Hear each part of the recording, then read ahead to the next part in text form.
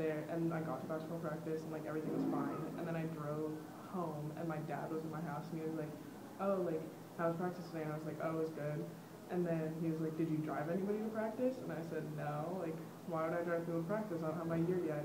Basically, one night about, I think it was 2 days after I had gotten my license in December, I was driving 3 girls, and we were driving around the valley, and then a police car pulled us over because I had made an error, and I got a ticket for driving minor. And he was like, "Oh, well, I got a call from Ronnie's dad being like, oh, thank Noe for like the ride that she gave her this morning and all this stuff." And I was like, "Oh, that's awkward. Like, yeah, I gave her a ride, but it was just because like she really needed one, and like I'm a senior on the team, and I wanted to make sure that freshmen felt included and stuff."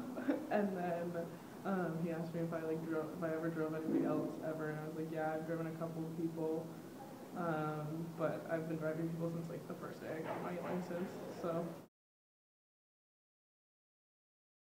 Okay, and what happened afterwards though? Like, what your parents? I had to pay a fine of $230 or so.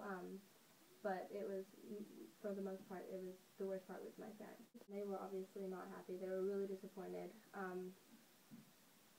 They definitely lost a lot of trust in me because, you know, I had just gotten my license and everything. They didn't think that I was going to be that stupid about it. And I was being stupid. I was being really naive. I was like, oh, I've gotten my license. Why wouldn't I drive people, you know?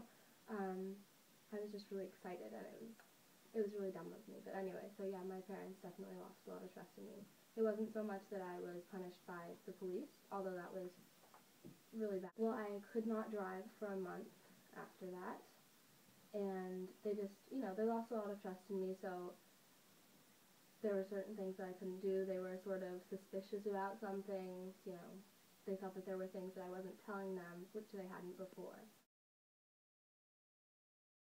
Why did you do it in the first place?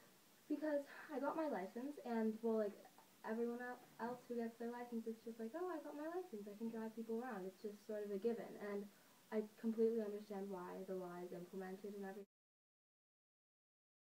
But would you do it again? I did do it again, actually. I drove to lunch, and that time I was driving, and I drove into a parking lot, and I parked, and my mother was in the parking lot. She saw me, so it didn't go very well. I don't think I have the best of luck, so no, I don't think that I would do it again.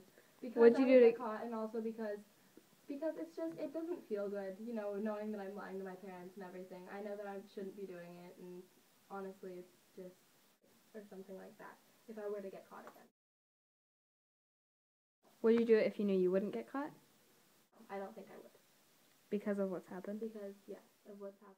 Macbeth killed Duncan to become king because he saw the opportunity and didn't think that there would be any consequences for his actions.